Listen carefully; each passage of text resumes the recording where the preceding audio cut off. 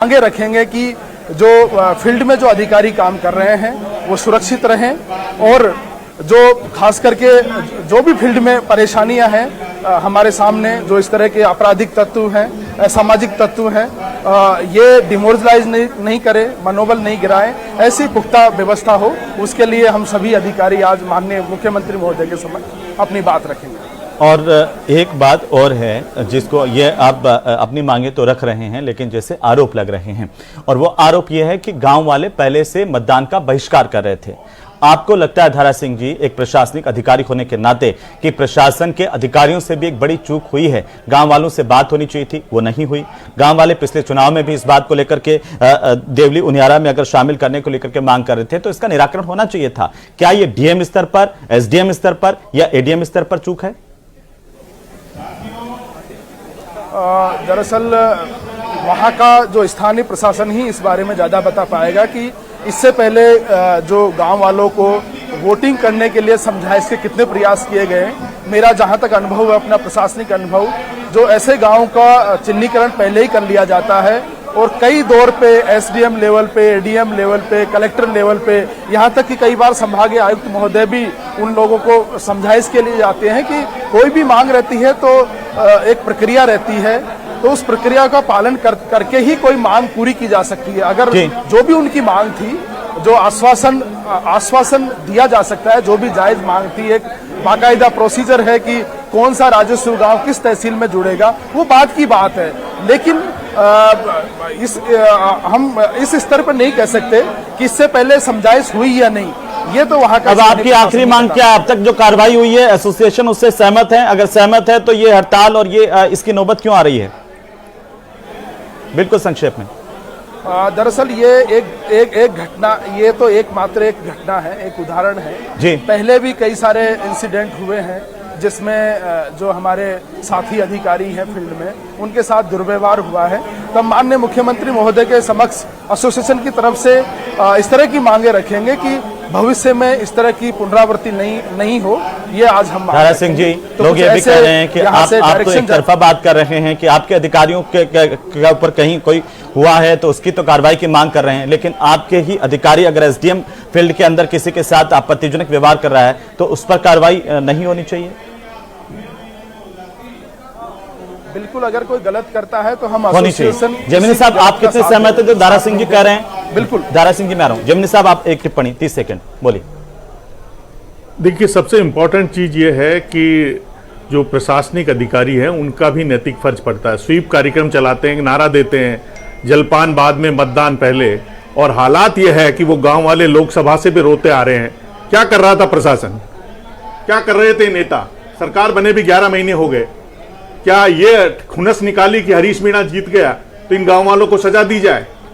तो सच्चाई ये है कि न तो सरकार इसमें साफ सुथरी नजर आ रही है, न प्रशासनिक अधिकारी साफ सुथरे नजर आ रहे हैं। और कलेक्टर का तो सबसे पहला फर्ज था, डॉक्टर सौम्या झा क्यों नहीं पहुंची? जब गांव जल जाए, जब रोम जल रहा था तो नीरो बंसी बजा रहा था। लोगों ने सोशल मीडिया पे लिखा है कि जब मुख्यमंत्री जी ओम बिरला जी की बेटी की शादी में व्यंजनों के चटकारे लगा रहे थे, तब टोंक में गरीब की झोपड़ी जल रही थी। ये क्या है? ऐसा कैसा न्याय चलेगा? आपको सोचना पड़ेगा। आपको जनता ने 115 सीटें इसलिए नहीं दी है, अब 114 है, अब 23 के बाद क्या रहेगी जी? कि आप अपने कलेक्टर को यह नहीं समझाएं कि विवाद इतना पुराना है, जोड़ दें। ये ऐसे नहीं चलने वाला। ये राजस्थान में अनारकी पैदा करने का एक कुत्सित प्रयास है। और प्रशासनिक अधिकारी क्या कर रहे थे? छोटी सी बात पर तो एक्शन ले लेते हैं। जब गांव वाले वोट देना नहीं चाहते हैं तो आप चेंज करते, चुनाव आयोग से बात करते। कलेक्टर क्या कर रही थी? कलेक्टर को भी बदलना चाहिए। एसपी क्या कर रहे थे? गांव वालों के घरों में आग लग गई। दारा सिंह जी, कोई जवाब है इसका? इससे पहले गांव वालों से किस तरह की समझाइश हुई उनको वोट देने के लिए, वो वहां का स्थानीय प्रशासन, स्थानीय जो आरओ है वही बता सकते हैं। क्योंकि मतलब आपकी मांग जो समझ पाया हूं धारा सिंह जी, वो ये है कि जांच होनी चाहिए, दोषी कोई भी हो कार्रवाई होनी चाहिए, और नरेश मीणा का जो कृत्य है उसके लिए तो कार्रवाई हो ही रही है। बिल्कुल बिल्कुल जी।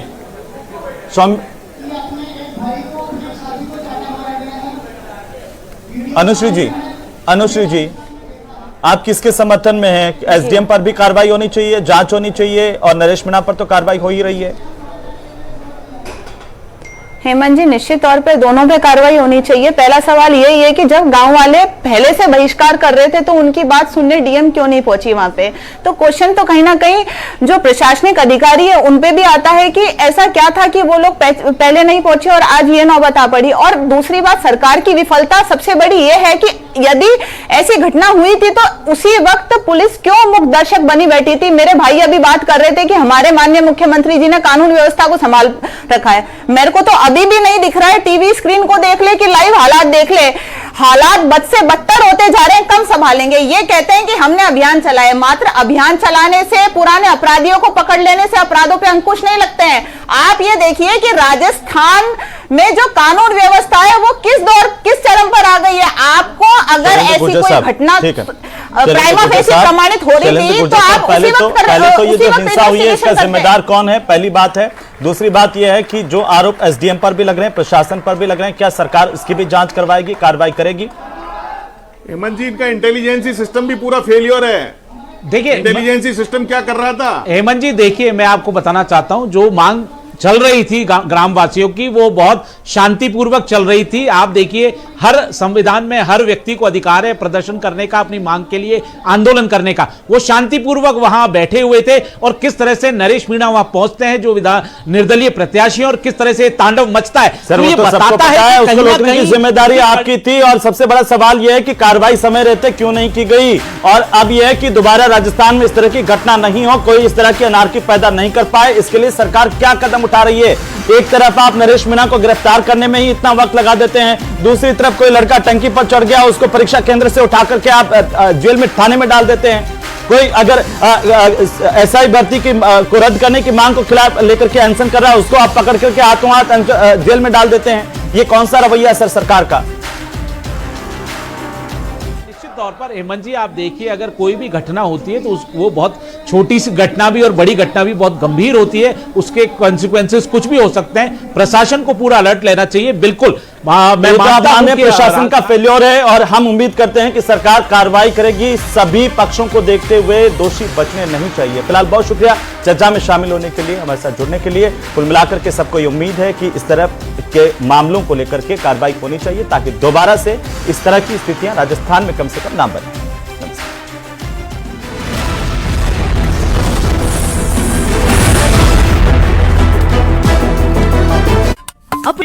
यहाँ पे गांव वालों ने बहिष्कार किया था कि हमें उनियारा उपखंड में थे, उनियारा उपखंड से हटा के हमें देवली जोड़ दिया, हमें वापस उनियारा उपखंड में जोड़ा जाए।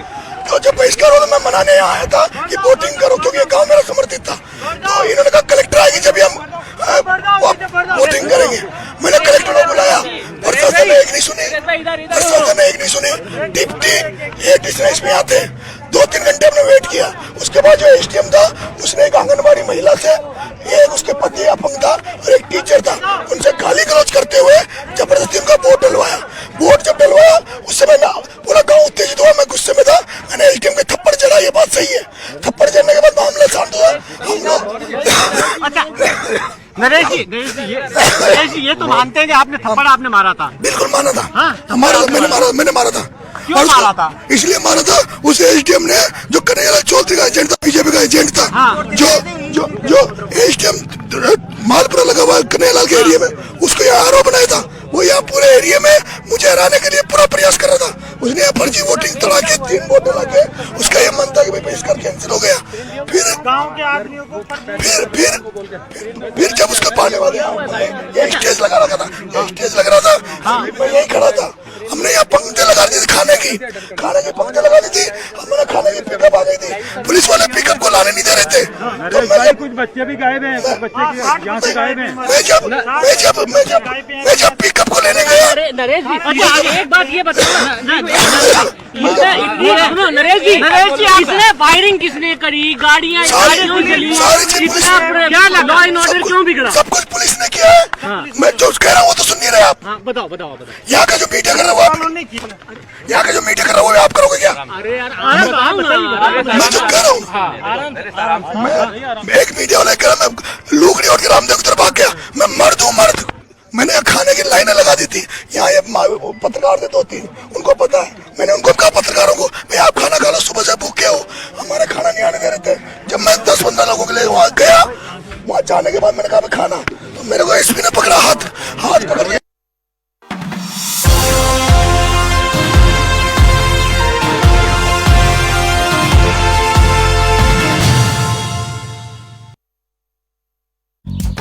यहाँ पे गांव वालों ने बहिष्कार किया था कि हमें उनियारा उपखंड में थे, उनियारा उपखंड से हटा के हमें देवली जोड़ दिया, हमें वापस उनियारा उपखंड में छोड़ा जाए। तो जब बहिष्कार वालों मैं मनाने यहाँ आया था कि वोटिंग करो, क्योंकि ये गांव मेरा समर्थित था, तो इन्होंने कहा कलेक्टर आएगी जब हम वोटिंग करेंगे।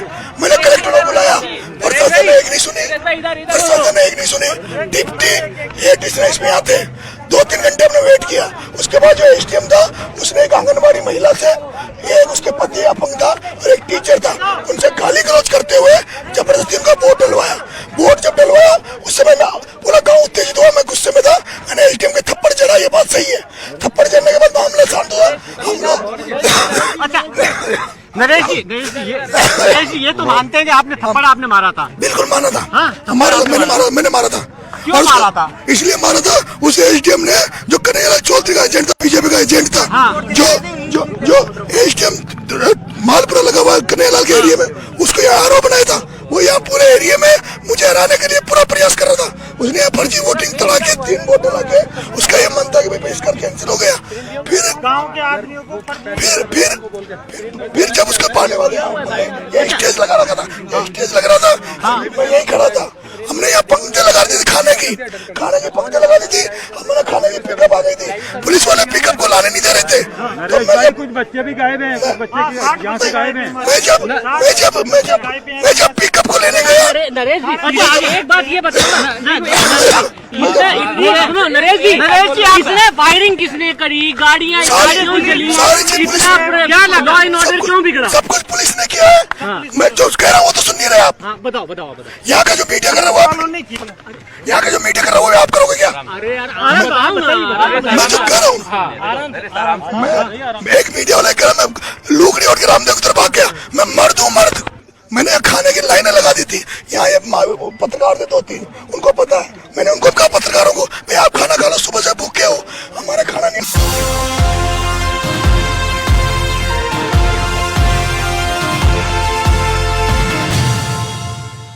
Headlines presented by Patanjali Gonyle, पवित्र गौमूत्र, अर्क एवं एंटीबैक्टीरियल जड़ी बूटियों से निर्मित। टोंक में नरेश मीणा के समर्थकों का भारी बवाल। नरेश मीणा की गिरफ्तारी के विरोध में जोरदार प्रदर्शन, समर्थकों ने आगजनी के बाद जाम की सड़क।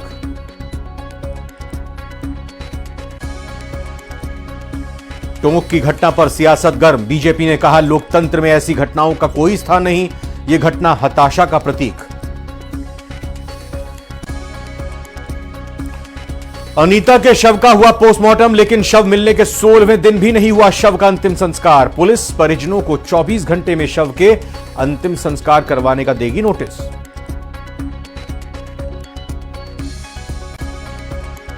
Headlines presented by Patanjali Gonyle, पवित्र गौमूत्र, अर्क एवं एंटीबैक्टीरियल जड़ी बूटियों से निर्मित।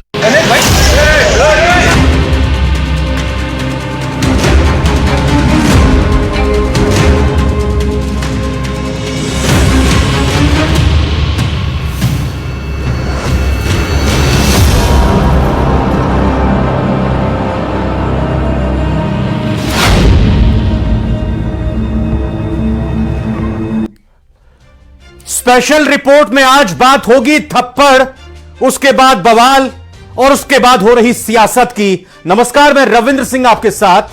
जिला टोंक और टोंक की विधानसभा देवली उनियारा, यहां पर उपचुनाव होता है।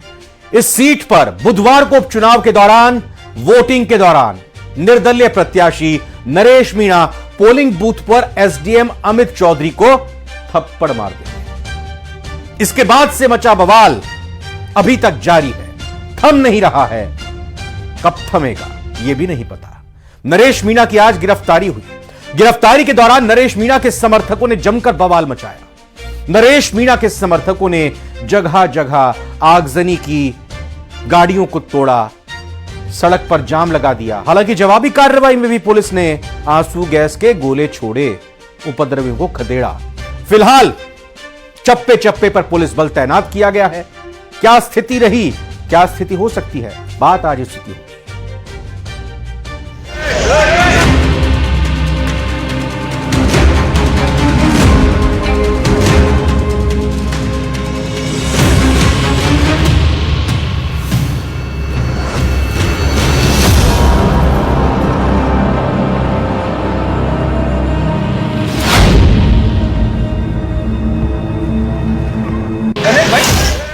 तो टोंक के देवली उनियारा में उपचुनाव के बीच थप्पड़ कांड के बाद बचाव बवाल नहीं थम रहा है। नरेश मीणा की गिरफ्तारी हो चुकी है, लेकिन उससे पहले समरावता गांव में भयंकर बवाल हुआ, रात भर बवाल हुआ। गांव में हालात अब भी अच्छे नहीं कहे जा सकते।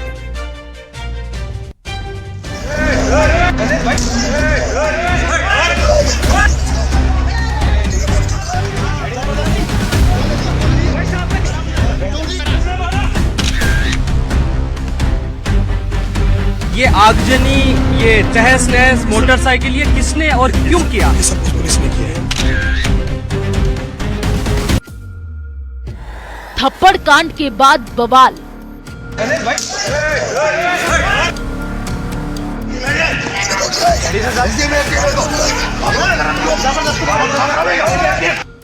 घरों में तोड़फोड़, वाहनों में लगाई आग।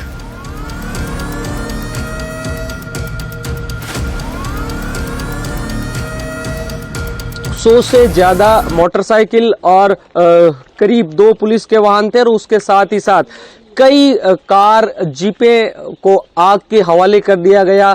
देर रात तक ये आगजनी और यहाँ पर मौके पर इस तरह की आगजनी होती रही। जले हुए वाहन और घरों के टूटे हुए कांच बयां कर रहे हैं कि समरावत गांव में हालात अच्छे नहीं है। आगजनी और पत्थरबाजी के बीच पुलिस से जाब्ता लगा है। अब तक कई लोगों की गिरफ्तारी हो चुकी है।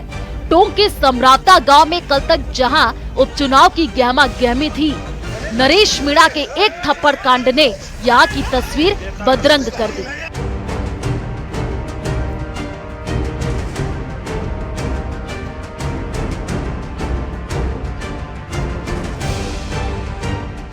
अब यहाँ चारों तरफ जले वाहन और खौफ से चेहरे नजर आ रहे हैं। क्या कहाँ है भाई? पता नहीं, मिल रहा है नहीं। कितने साल का है वो?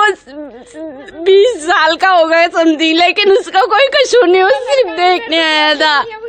हम रात भर के परेशान है, हमारे कोई भी नहीं है, घर नहीं, हम ढूंढ रहे हैं उसको। रात भर समरावता गांव में हंगामा होता रहा। पुलिस ने नरेश मीणा के समर्थकों को समझाने की कोशिश की, लेकिन जब कोई फायदा नहीं हुआ तो लाठीचार्ज किया गया। आंसू गैस के गोले भी छोड़े गए, लेकिन इस बीच में उनके समर्थक नरेश मीणा को पुलिस हिरासत से बाहर निकालने में कामयाब हो गए। मौके पर पुलिस और RAF तैनात है। मामले में सीएम ने डीजीपी से फोन पर जानकारी ली। 60 से ज्यादा लोग हिरासत में लिए गए हैं। अब आपको बताते हैं कि कैसे उपचुनाव के बीच समरावता गांव के हालात बेकाबू हो गए।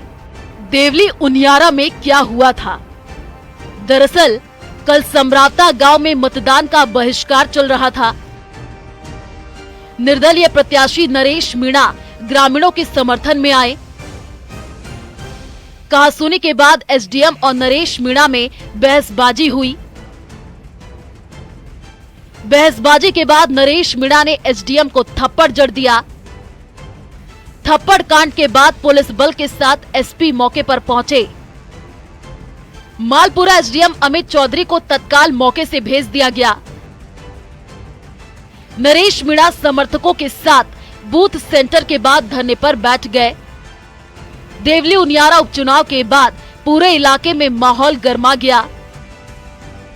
पुलिस नरेश मीणा को गिरफ्तार करने पहुंची तो समर्थक भड़क गए।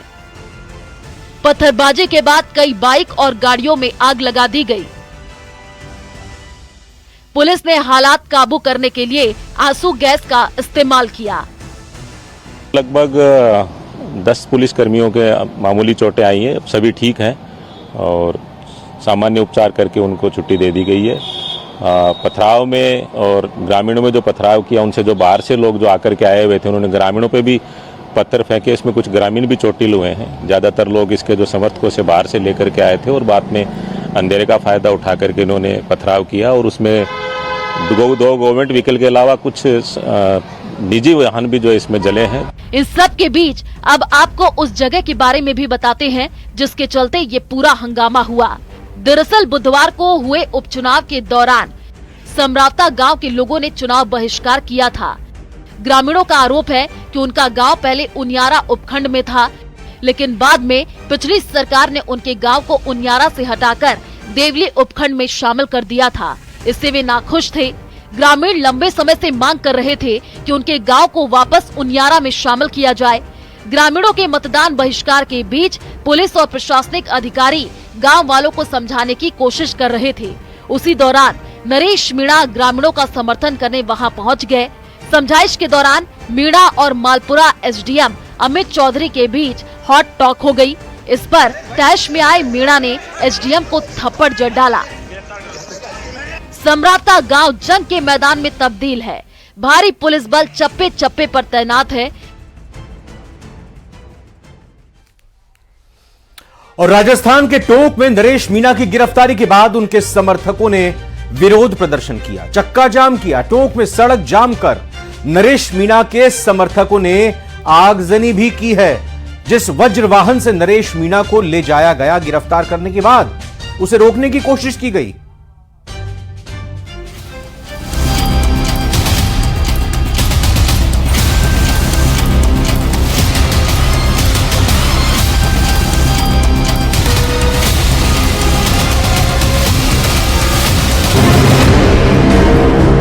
ये टोंक है जो अचानक सुलग उठा है।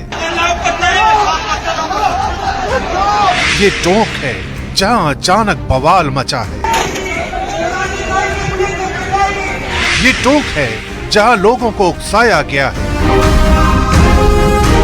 ये टोंक है जहां सिस्टम का मजाक बनाया गया है। ये टोंक है जहां कानून व्यवस्था की धज्जियां उड़ाई गई।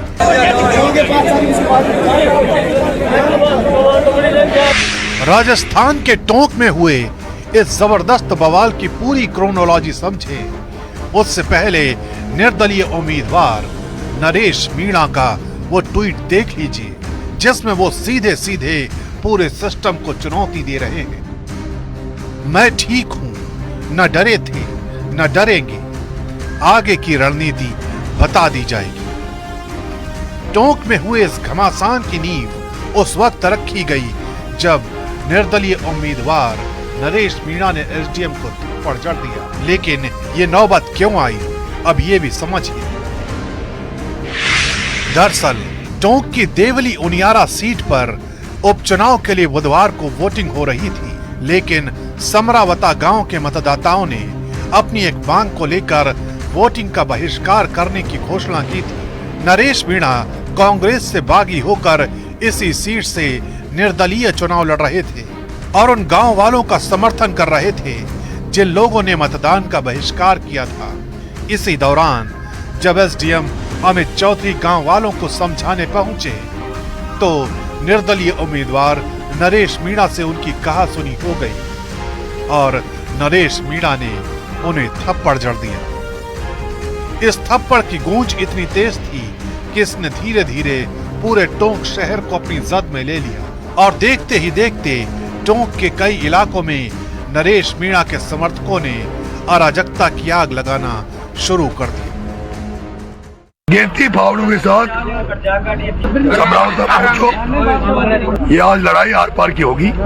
जब तक वो कलेक्टर नहीं कि मैं मेहंदी हाथ पैरों की नहीं उतार दूं, जो मेहंदी लगा के कलेक्ट्री में बैठी है नरेश मीणा हटने वाला नहीं है, पीछे मुड़ने वाला नहीं है।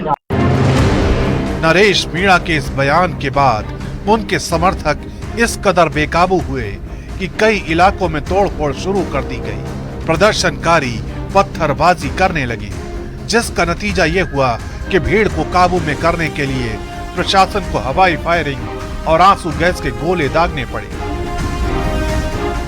मेरे को एसपी ने पकड़ा, हाथ पकड़ के एसपी ने कहा कि आ जाओ एटीएम से बात करेंगे। मैं कलेक्टर के नीचे बात नहीं करूंगा। उसके बाद एसपी ने मुझे झपट्टा मारा। 5-10 पुलिस वालों ने मेरे को जीप में डाल दिया था।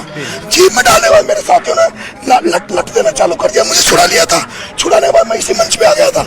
यहाँ मेरी माता बहनों ने इधर से फोर्स आई, जो एसटीएफ है वो आई, उधर से लाठीचार्ज करती हुई आई। हमारे लोगों ने उनको खूब जम के मारा, उनको पैक करके भाग गए थे। सब सारे पुलिस वाले स्कूल में दुब गए थे, सब इधर भाग गए थे। फिर उन्होंने आंसू गैस छोड़े, फिर उन्होंने मिर्ची बम फेंके। जब मिर्ची बम फेंके तो मैं भी यहाँ मिर्ची बम पड़ा, मैं बेहोश हो गया था। फिलहाल टोंक में हुए इस बवाल की कहानी सीएम हाउस तक पहुंच चुकी है। मुख्यमंत्री भजन लाल शर्मा ने पूरे मामले का संज्ञान लेते हुए जानकारी मांगी है। साथ ही टोंक के प्रभावित इलाके में अतिरिक्त पुलिस बल भी भेजा गया है।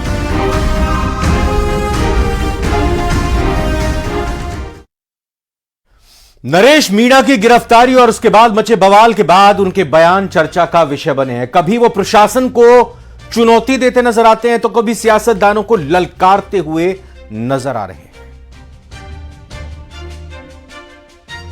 कि तुम्हें सस्पेंड कर देंगे, तुम्हारी नौकरी खा जाएंगे, तुम वोट डालो। और उनको तीनों को जबरदस्ती ले जाकर वोट उन्होंने डलवाया है। उस महिला ने अपना इंटरव्यू भी सबके सामने दिया है। इनकी ये मनसा थी नरेश मीणा यहाँ बैठा रहे, इसका वोट डिस्टर्ब हो, वातावरण गंदा हो, और यहाँ का जो मतदाता 800 मतदाता है वो भी वोट नहीं डाले। क्योंकि बहिष्कार का दिन उन 3 वोट डला के फॉर्मेलिटी कर ली थी, वही बहिष्कार नहीं है, 3 वोट डल गए जो तो ये अपनी वो करना चाहते जो कर्मचारियों से डलवाए। लेकिन अब ये तय हुआ है कि जो लड़ाई हम लड़ रहे हैं उसमें वो चाहते हमसे ये थे कि वोटिंग नहीं हो, तो हमारा उनका मकसद सफल हो रहा था। नरेश मीणा, आप बताइए सच क्या? आपके अंदर में क्या सच है? आप बताइए ना सच क्या है? आप कहाँ थे? पुलिस कह रही है कि समर्थकों की गाड़ी आ रहा है, पुलिस ये गाड़ी आपको ढूंढा जा रहा है। क्या आप यही बैठेंगे? यही रुकेंगे? आप यहाँ बैठेंगे?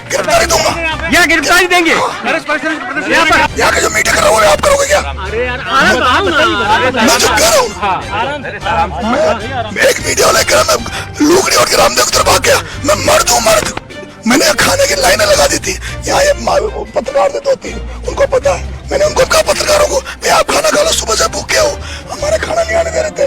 जब मैं 10-15 लोगों के लिए वहाँ गया, वहाँ जाने के बाद मैंने कहा खाना, तो मेरे को एसपी ने पकड़ा, हाथ पकड़ के एसपी ने कहा कि आ जाओ एटीएम से बात करेंगे। मैं कलेक्टर के नीचे बात नहीं करूंगा। एसपी ने मुझे झपट्टा मारा। 5-10 पुलिस वालों ने मेरे को जीप में डाल दिया था। जीप में डालने के बाद मेरे साथियों ने लट देना चालू कर दिया, मुझे छुड़ा लिया था। छुड़ाने के बाद मैं इसी मंच पे आ गया था। यहाँ मेरी माता बहनों ने इधर से फोर्स आई, जो एसटीएफ है वो आई, उधर से लाठीचार्ज करती हुई आई। हमारे लोगों ने उनको खूब जम के मारा, उनको पैक करके भाग गए थे। सब सारे पुलिस वाले स्कूल में दुब गए थे, सब इधर भाग गए थे। फिर उन्होंने आंसू गैस छोड़े, फिर उन्होंने मिर्ची बम फेंके। जब मिर्ची बम फेंके तो मैं भी यहाँ मिर्ची बम पड़ा, मैं बेहोश हो गया था। और उसके बाद में रात भर उन्होंने इस तरह कुटाराघात किया, यहाँ पे महिलाओं को मारा है, लोगों को मारा है। लेकिन मीडिया सही बात नहीं बता रहा। मीडिया थप्पड़ मारना जायज था क्या? जायज था, उस चोर को जायज था जो गलत काम कर रहा था, कर्तव्य का निर्वहन नहीं कर रहा था। वो व्यक्ति फर्जी वोटिंग करवा रहा था जबरदस्ती। उस व्यक्ति ने एक दलित महिला के साथ बूंदी में किया, वो हमेशा इस तरह से किया। पुलिस को करी थी, मैंने खूब करी थी, सुनने को दिया। भागा नहीं, भागने का नाम ही नहीं है। उनको ठोका है, पुलिस वालों को ठोका है, और ठोकने के बाद वो भाग गए थे, पुलिस वाले भाग गए थे छोड़ के। उसके बाद वालों को मारा है, बिल्कुल मारा हमने, जम के मारा है। और लेकिन वो तो मिर्ची बम थे उनके पास, इसलिए हम पीछे हो गए, हमारे बेहोश हो गए थे सर। आप बताएंगे जो लोग हम बिगड़े, कानून व्यवस्था बिगड़े, तो जो नहीं सुधरेंगे उनको ऐसे सुधारेंगे। आप बताएंगे जो लोग हम बिगड़े, कानून व्यवस्था बिगड़े, तो जो नहीं सुधरेंगे उनको ऐसे सुधारेंगे। सुबह से जो पुलिस जो बर्ताव कर रही थी उसका आवाज हमारे पास कोई सुनने वाला नहीं था। कलेक्टर ने 45 किलोमीटर बैठी थी, वो मेहंदी लगा के वो कलेक्टर ने आ जाते थे, सबको नहीं होता। कलेक्टर ने अगर आ जाते, सुबह से यहाँ 7 बजे से चल रहा था, 9 बजे तक वेट किया, 11 बजे तक वेट। कलेक्टर आ जाते ना तो एसटीएम के थप्पड़ पड़ता, लेकिन ना पुलिस वाले सुनने वाले, ना प्रशासन सुनने वाला। मैं तो निर्दलीय लड़ रहा था। ये मेरे को दुकान का इसलिए मैं आया हूँ, इनको हिम्मत बताने आया हूँ। मैं इनको छोड़ के नहीं भाग सकता, मैं छोड़ के नहीं भाग सकता। मैं गिरफ्तारी देने आया हूँ, इनके साथ खड़ा हूँ। और जो भी ये आदेश करेंगे, हम पूरे समाज से, पूरे लोगों से इनके लिए भीख मांगूंगा। जो गांव में नुकसान हुआ है उनको गांव वालों को दिलाने का काम मैं करूंगा। कानून सर कोई नहीं मान रहा, कानून संविधान गांव में कोई नहीं सुन रहा, सब यहाँ पे अत्याचार होता है, ये सब लुटेरे हैं, चोर है, सब लोगों को लूट रहे हैं। आप पुलिस कह रही है आपको पकड़ने आए थे, आप भागे? भागा नहीं, भागना नरेश मैंने सीखा ही नहीं। पुलिस को मेरे साथियों ने ठोका ढंग से, पुलिस भाग गई थी, मैं निकला वहाँ से, इसी मंच पे आके मैं बैठा, फिर यहाँ से फोर्स आई। नरेश जब पुलिस पर हमला होगा तो पुलिस जवाबी कार्रवाई करेगी? नहीं सर, पहले उन्होंने शुरुआत उन्होंने करी है, हमने बराबर का जवाब दिया, लेकिन हमारा एक बात बताए, थप्पड़, बवाल और सियासत पर कुछ और भी स्पेशल रिपोर्ट है। एक ब्रेक के बाद लौट कर आते हैं, आप कहीं मत जाइए।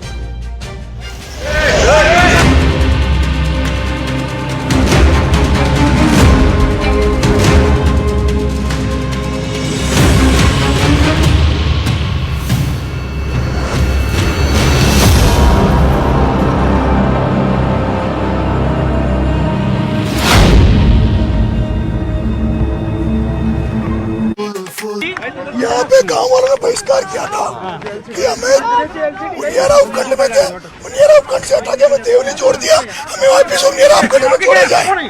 तो जब बहिष्कार हो तो मैं मनाने यहाँ आया था कि वोटिंग करो, क्योंकि गांव मेरा समर्थित था। तो इन्होंने कहा कलेक्टर आएगी जब हम वोटिंग करेंगे। मैंने कलेक्टर को बुलाया, प्रशासन ने एक नहीं सुनी, डिप्टी एडिशनल इसमें आते 2-3 घंटे हमने वेट किया। उसके बाद जो एसडीएम था उसने एक आंगनबाड़ी महिला से, एक उसके पति अपंग था और एक टीचर था, उनसे गाली गलौज करते हुए जबरदस्ती उनका वोट डलवाया। वोट जब डलवाया उस समय पूरा गांव उत्तेजित हुआ, मैं गुस्से में था, मैंने एसडीएम के थप्पड़ चढ़ा। ये बात सही है, थप्पड़ चढ़ने के बाद मामला शांत हुआ। हम लोग नरेश जी ये तो मानते हैं कि आपने थप्पड़ आपने मारा था? बिल्कुल माना था, मैंने मारा था। क्यों मारा था? इसलिए मारा था, उस एसडीएम ने जो कन्हैया चौधरी का एजेंट था, बीजेपी का एजेंट था, जो एसडीएम मालपुरा लगा हुआ है कन्हैया के एरिया में, उसको यहाँ आरोप बनाया था, वो यहाँ पूरे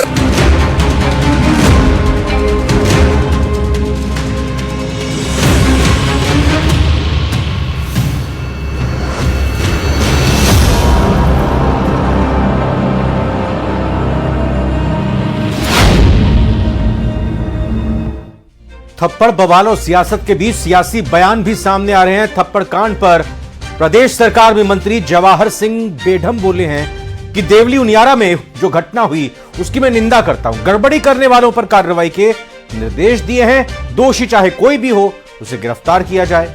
सीएम भजन लाल की अगुवाई में कानून का राज कायम है, आरएएस अफसरों को आंदोलन करने की जरूरत नहीं है। देखिए, देवली उनियारा उपचुनाव में कल जिस तरह की घटना हुई वो दुर्भाग्यपूर्ण है, मैं निंदा करता हूँ और हमने प्रशासन को सख्त निर्देश दिए हैं। गड़बड़ी करने वाला कोई भी व्यक्ति हो, अपराध करने वाला कोई भी व्यक्ति हो, उसको तुरंत गिरफ्तार करके कड़ी से कड़ी कार्रवाई करें, क्योंकि भजनलाल जी शर्मा साहब के नेतृत्व में कानून का राज स्थापित हुआ है और कानून सम्मत कार्रवाइयाँ हम करेंगे। जनता निश्चिंत रहे और मैं आरएएस अधिकारियों को भी कहना चाहूँगा कि आपको ना कोई हड़ताल करने की ज़रूरत है, ना कोई दूसरे आंदोलन करने की ज़रूरत है।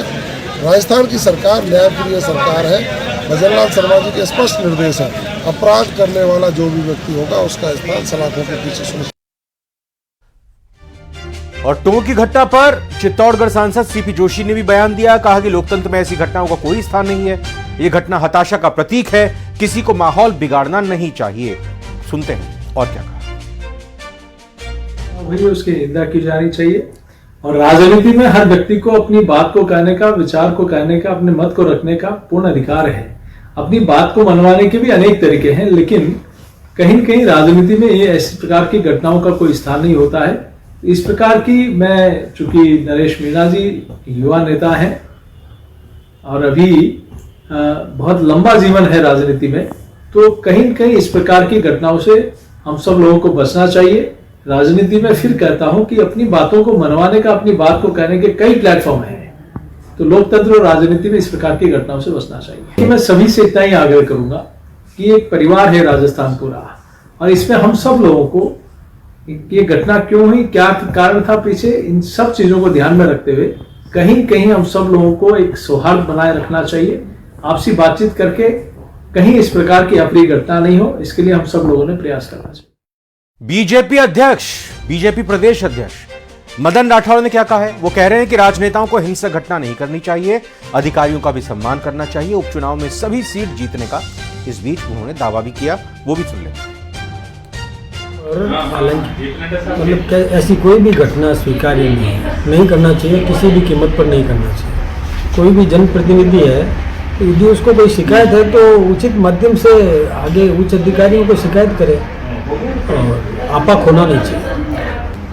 वो संयम बरते, राजनीति करने का एक सिस्टम है और मर्यादा रखे, उसी से वो आगे बढ़ेंगे। यदि ऐसी घटनाएं होती रही तो जनता की नज़रों में भी उनकी मतलब इमेज गिरेगी और समस्त अधिकारी भी उनसे इतनी घृणा करने लग जाएंगे, इसलिए ऐसा कोई कदम नहीं उठाना चाहिए।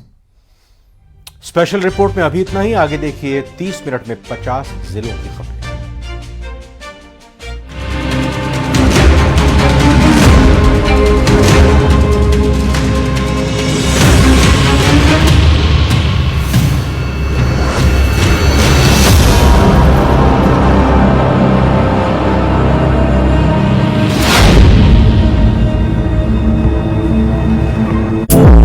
यहाँ पे गांव वालों ने बहिष्कार किया था कि हमें उनियारा उपखंड में थे, उनियारा उपखंड से हटा के हमें देवली जोड़ दिया, हमें वापस उनियारा उपखंड में जोड़ा जाए।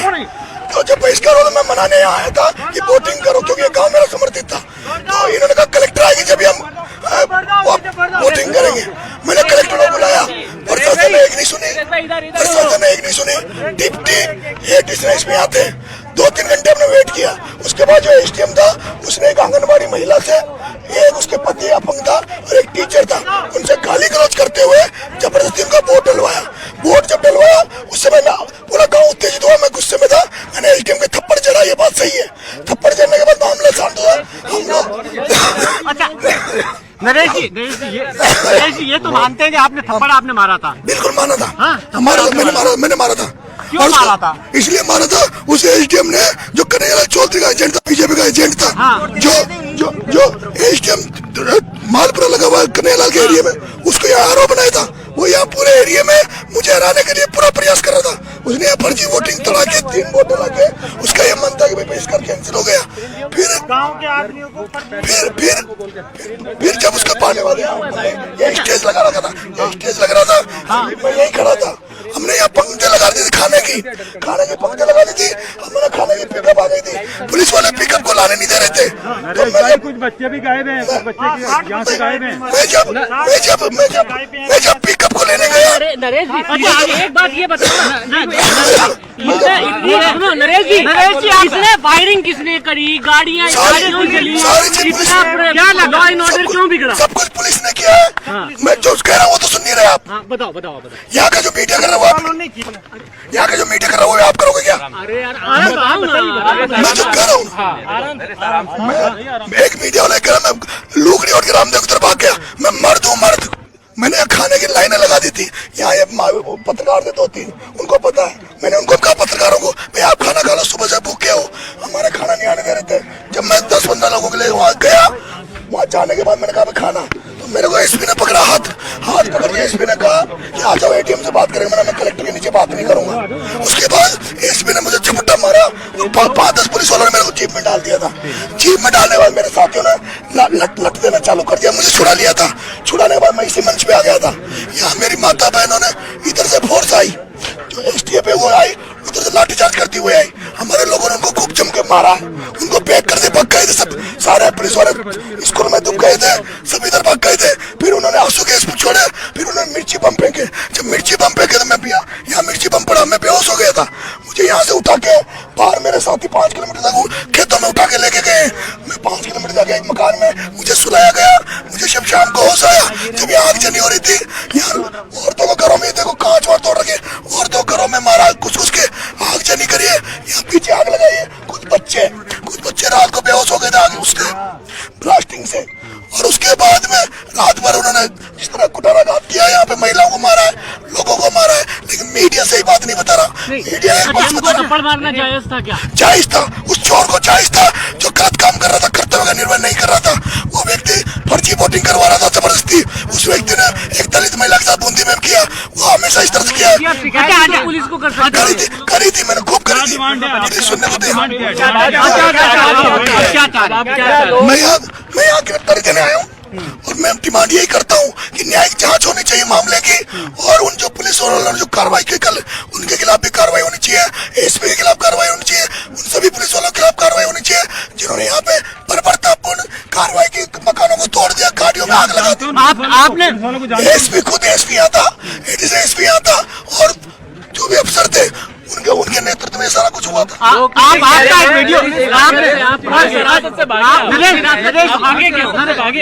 पुलिस वालों का कहना है कि हम लोग नरेश को गिरफ्तार करने आए थे, मगर अचानक से हमला हो गया जिसकी वजह से सब कुछ। देखिए ये मीडिया वाले थे कई लोग, उन्होंने एक भी मीडिया ने नहीं बताया कि हम खाना खाने के लिए पंक्ति लगा दी थी। मैंने पूरे लड़के बैठ गए थे खाना खाने के लिए, वो गाँव वाले बता रहे हैं। हमने ये मंच लगा दिया था।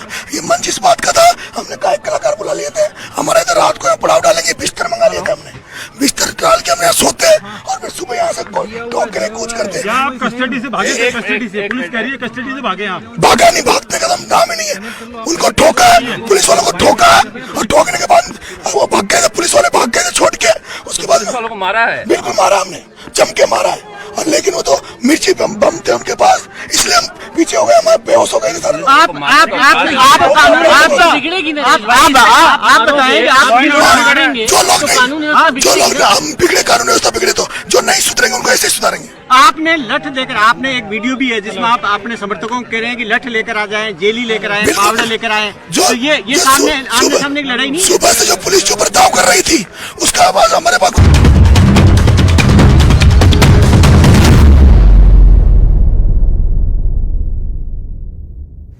नमस्कार, बहुत स्वागत है आप सभी का। आपके साथ मैं हूं ममता तिवारी। शुरुआत इस बुलेटिन की करते हैं। सबसे पहले बड़ी खबर डीडवाना से आपको देंगे, जहां पर चलती बस में धुआं उठा है। बस की खिड़कियों से बाहर निकले यात्री, आग फैलने से डर से लोग बाहर निकले हैं। खिड़कियों से बाहर धुआं उठने के दौरान बस से बाहर निकले गए यात्री, इंजन बंद हो जाने से नहीं फैली आग, काफी देर तक उठता रहा धुआं। डर के मारे खिड़कियों से कूदे यात्री, खिड़की से कूदे कुछ यात्रियों को आई मामूली खरोच। 50 से अधिक यात्री थे बस में सवार। डीडवाना में कलेक्टर आवास के पास की घटना, लाडनू की तरफ जा रही थी ये निजी बस, इंजन खराब होने से ये धुआं उठा है। तो चलती बस में धुआं उठा है, जिसके चलते बस की खिड़कियों से यात्री बाहर निकले हैं। आग फैलने के डर से लोग खिड़कियों से बाहर निकलते नजर आए, खुद की जान को बचाते नजर आए। काफी देर तक धुआं उठता रहा। चलती बस में ये घटनाक्रम हुआ है और खिड़कियों से यात्री जो है वो कूदकर अपनी जान बचाते नजर आए। 50 से अधिक जो है बस में यात्री सवार थे। तस्वीर आपके सामने आप देख सकते हैं, ये वो बस है जहां पर बस से धुआं उठ रहा था और इस दौरान अपनी जान बचाने के लिए खिड़कियों से बाहर निकलते हुए लोग नजर आ रहे थे। काफी देर तक इस तरीके का घटनाक्रम चलता रहा, धुआं उठता हुआ नजर आता रहा। हालांकि मौके से जो भी राहगीर जा रहे थे उन्होंने लोगों को बस से बाहर निकाला और सभी की जान फिलहाल सुरक्षित है। डीडवाना में कलेक्टर आवास के पास की पूरी घटना बताई जा रही है। तस्वीरें आपके सामने हैं, आप ये बस देख सकते हैं जिसमें 50 लोग सवार थे। बस में अचानक से धुआं उठने लगा और ड्राइवर ने बस को किनारे खड़े कर दिया और तभी जो पैसेंजर्स हैं उनमें अफरा तफरी मच गई और वो खिड़कियों से ही बाहर कूदते नजर आए। हालांकि इसमें किसी को भी कोई नुकसान नहीं हुआ है, लेकिन समय रहते जो है यात्री बस से बाहर निकल गई और एक बड़ी दुर्घटना होने से बच गई है। चलती बस में अचानक से धुआं उठने लगा है और तब ये घटनाक्रम सामने आया। तो लोग आप देखिए खिड़कियों से किस तरीके से बाहर निकल रहे हैं, जान को सुरक्षित करने की कोशिश कर रहे हैं।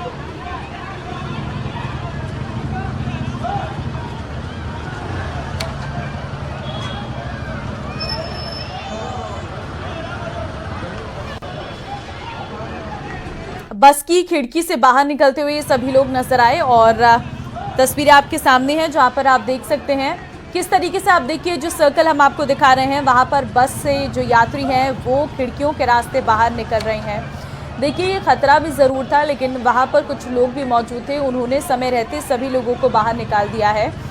जो आपको तस्वीरों में भी नज़र आ रहा होगा कि आप देख सकते हैं खिड़कियों से किस तरीके से यात्री कूद रहे हैं, क्योंकि आगे के रास्ते से भी लोग बाहर निकलने की कोशिश कर रहे थे रास्ते में, और क्योंकि जो गेट है वहाँ पर लोगों की भीड़ थी तो ऐसे में अपनी जान बचाने के लिए लोगों ने खिड़की का सहारा लिया और खिड़की से ही बाहर निकलते हुए नजर आए। देखिए, बीते कुछ समय में इस तरीके के घटनाक्रम बहुत सामने आए थे, जहां पर बस में आग लगने की घटना सामने आई थी, जिसमें कई लोग जल के उनकी जान भी चली गई थी।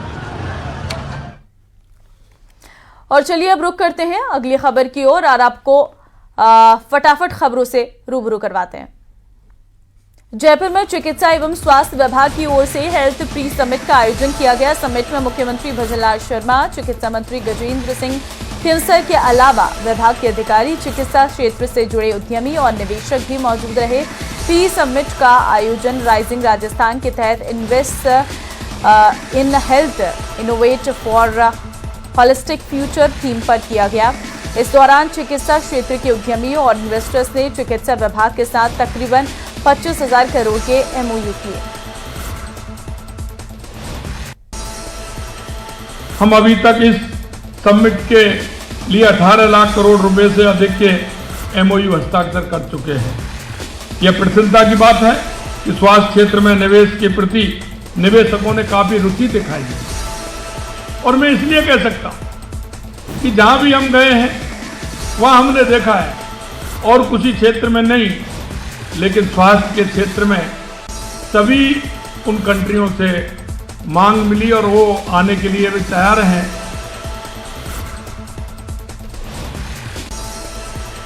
विश्व स्तरीय पुष्कर मेले में पद्मश्री गायक कैलाश खेर अपनी प्रस्तुति को लेकर बड़ी संख्या में लोग पुष्कर के मेला मैदान पहुंचने की आशंका जताई जा रही है। ऐसे में अजमेर कलेक्टर और SP सहित अन्य पुलिस अधिकारियों ने व्यवस्थाओं का जायजा लिया। कलेक्टर लोक बंधु ने बताया कि मेले में कैलाश खेर प्रस्तुति देंगे, ऐसे में किसी तरह की व्यवस्था खराब न हो, इसे लेकर पुलिस और प्रशासन ने व्यवस्थाओं का जायजा लिया, जिससे कि बेहतर आयोजन आयोजित किया जा सके। देखिए, शाम में जो कल्चरल इवनिंग है उसमें काफ़ी लोगों के आने की हमें अपेक्षा है, और इसी के लिए मैंने SP साहब ने संबंधित अधिकारियों के साथ जायजा लिया है और पर्याप्त व्यवस्थाएं यहाँ हैं, सभी लोगों के लिए पर्याप्त व्यवस्थाएं हैं। कुछ सिटिंग हमने चेयर्स की रखी है और बाकी सभी के लिए ओपन है। यहाँ पे स्टेयर्स भी हैं, कुछ दरियाँ लगवाने के लिए भी कहा है, तो जो भी आना चाहें, चाहे पुष्कर से या अजमेर से या बाहर से जो भी टूरिस्ट हैं या लोकल्स आना चाहें, वो शाम के कार्यक्रम का आनंद ले सकते हैं। एंट्री पास जैसी कोई चीज़ नहीं है।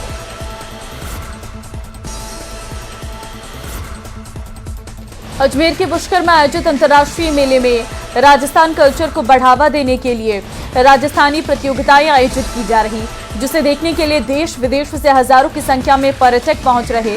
और इसी कड़ी में आज मेला मैदान पर देशी विदेशी पर्यटक की मटका दौड़ आयोजित की गई, जिसमें 23 प्रतिभागियों ने शिरकत की, जिसमें 8 विदेशी प्रतिभागी शामिल हुए। इसमें सबसे पहले आज श्री पुष्कर पशु मेला में दिनांक 14/11/24 को सबसे पहले हमारी महिलाओं के लिए स्थानीय व विदेशी महिलाओं के बीच में मटका दौड़ प्रतियोगिता का आयोजन किया गया, जिसमें कुल 23 महिला ने भाग लिया और इसमें 15 स्थानीय थी व 8 विदेशी महिलाओं ने बढ़ चढ़कर हिस्सा लिया। और इसमें सबसे पहले प्रथम स्थान पर आचुकी चाट बादल सिंदरी ने प्राप्त किया, द्वितीय स्थान पर एवी फ्रॉम नीदरलैंड और तृतीय स्थान लूसी फ्रॉम इंग्लैंड ने प्राप्त किया।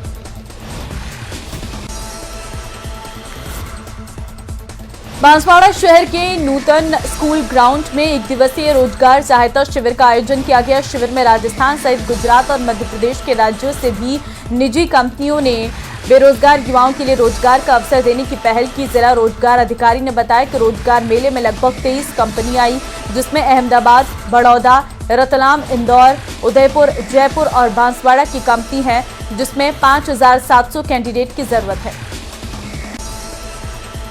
इस रोजगार मेले में करीबन 23 कंपनियां आई हैं, जिसमें अहमदाबाद, बड़ौदा, रतलाम, इंदौर, उदयपुर, जयपुर और बांसवाड़ा की कंपनियां हैं, जिनको करीबन 5,700 कैंडिडेट चाहिए अलग अलग क्वालिफिकेशन के अकॉर्डिंग, जिसमें 8वीं पास से लेकर PhD तक वाले चाहिए। बारां के शाहाबाद क्षेत्र के गांव में बिजली न मिलने के चलते किसानों को खासी दिक्कतों का सामना